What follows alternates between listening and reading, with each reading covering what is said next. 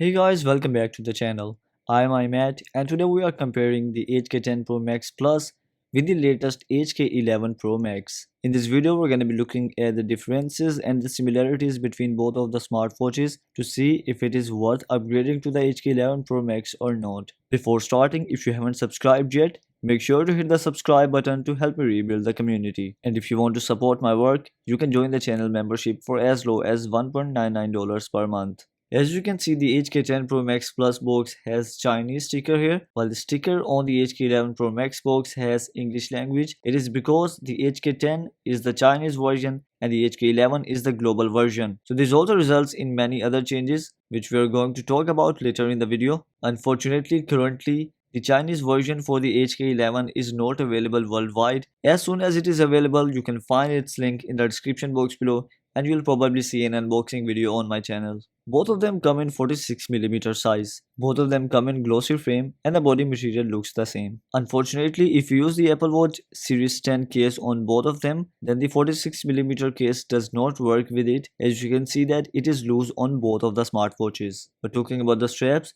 currently I am using the straps which were not included in the box and both of them are fitting them perfectly. So the Apple Watch straps work perfectly with both of them.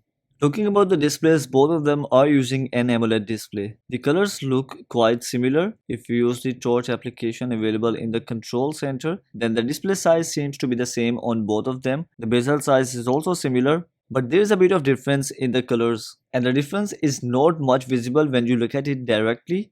But if you look at it from an angle, you will feel a difference in colors. Looking at them in real life, the display on the HK11 seems to have a bluish tint on the screen, while the HK10 seems pure white, although it's looking the opposite in the pictures. I've also felt a difference in the brightness levels in both of them. If you look at the HK10, you can see that the brightness on the always on display is quite dim, while on the HK11 it seems brighter. The minimum brightness is dimmer on the HK10, and if you check out the maximum brightness, then it looks kinda similar on both of them, but the HK11 seems to be a little bit more bright. If you talk about the system UI, the notification center looks similar, and after that we have the widgets page. The widgets page also looks exactly the same on both of them. Even the arrangement of the widgets is the same. After that, we get the split screen to quick access applications. We have the control center on the side key, and the options are kind of similar on both of them. The only difference that you will see is that the HK11 does not have the Alipay and the VaccinePay application.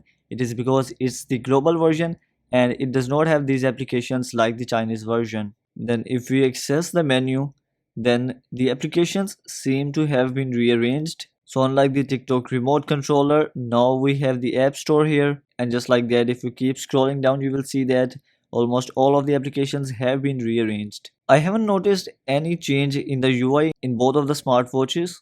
The speed has also been improved in the UI. If I open the menu in the HK10, you will see that it will take a second, then it will open the menu.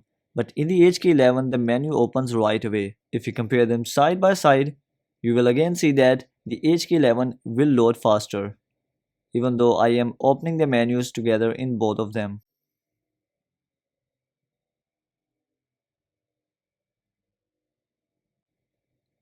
Talking about the watch faces, the HK11 now has this new watch face. Other than that, almost all of the watch faces are similar. So starting from here, we have this watch face, and you'll see that almost all of the watch faces are the same. I'm not seeing any differences in the watch faces too. This watch face has been removed from the HK11 and it has been replaced by this new watch face. Another change in the watch faces section is that the HK11 does not have the AI watch face option now, and now you can only use one picture from the gallery as a custom watch face. Then the HK10, being the Chinese version, has more storage compared to the HK11, which is the global version, because of which the HK10 can store 10 pictures from the dial market, while on the other hand the HK11 can only store 6 pictures from the dial market. Using the network sharing option, you can access the dial market in both of them, which has some of the free watch faces. Being the Chinese version, the HK10 has more storage capacity, because of which you can add more songs in it. In the HK10, I was able to add around 30 songs, while on the other hand, the HK11 cannot store more than 10 to 15 songs. And if the audio file is of around 4 to 5 megabytes, then I don't think that it will be able to add 7 to 8 songs. Both of them can connect with wireless earphones to listen to the songs stored on the smartwatch. Both of them cannot store more than 6 pictures in them, even though the HK10 has more storage capacity, but it still cannot add more pictures. After that, you can record sound in both of them, and in the end, you can store ebooks in them. Both of them come with the network sharing option, using which you can transfer the network connection over Bluetooth. Since iPhones do not support Wi-Fi sharing, so on the iPhones it can only share the cellular data network, while on the Androids it can share both Wi-Fi as well as the cellular data. So using the cellular data, you can access all of these applications showing the antenna icon. Both of them have the AI robot option, the app market, dial market, and game market. The applications are working absolutely fine on both of them. The icon for the Wi-Fi translator has been changed in the HK11. And talking more about the smart applications, as I mentioned earlier, the AI watch face option has been removed from the HK11, because of which we are also not seeing AI watch face album in the HK11. The HK11 also has this new schedule reminder option, by which using the AI robot you can add reminders, and since the HK11 is the global version, it also does not have the Beidou navigation option.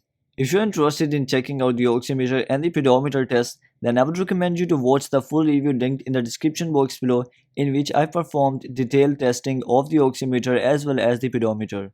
If you talk about the utility applications, nothing seems to have changed here. When adding alarms, you cannot change the ringtone. Then we have the calendar in both of them. The timer does not ring when the time ends, it only vibrates once. Then in the calculator, all of the functions work well. For example, if I'm doing 55 multiplied by 5, and then I'm gonna multiply it with 15%, these things will work fine.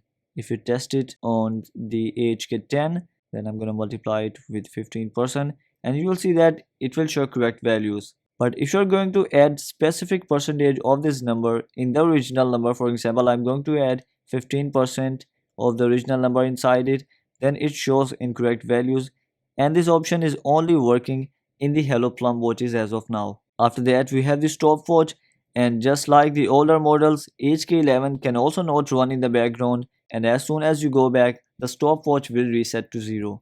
In the end, if we talk about the battery life, both of them are advertised to come with a battery capacity of 260 to 70 mAh.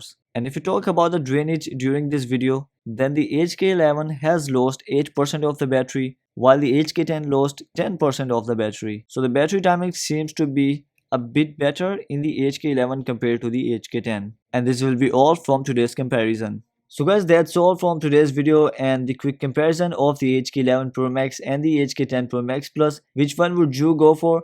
In my opinion, if you want more storage, then go with the HK10 Pro Max Plus or stay with the HK10 Pro Max Plus. Otherwise, the only option you have is to wait for the Chinese version of the HK11 Pro Max to be available worldwide. The HK11 seems to be a downgrade more than an upgrade. The AI watch face option has been removed. The storage capacity has been lowered since it's the global version. The only good thing is that it has a better battery life and the speed seems to be a little bit improved. Which one would you go for? You can find the purchase links in the description box, and I would really appreciate if you can use those links to purchase the smartwatches. For the upcoming videos, make sure to hit the subscribe button and turn on notifications. And if you want to support my work, you can join the channel membership for as low as $1.99 per month. I hope this video helped you out. I will see you in the next one.